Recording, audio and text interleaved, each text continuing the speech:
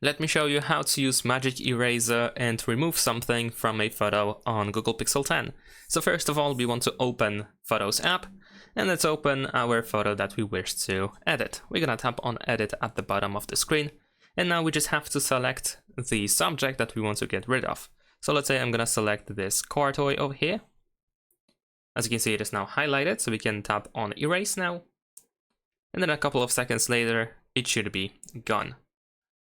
And in case there is something left after the erased subject, for example, over here I can see some small shadows here, I can still select the area, let's see if it's selected, and we can erase that as well, in order to try to fix it.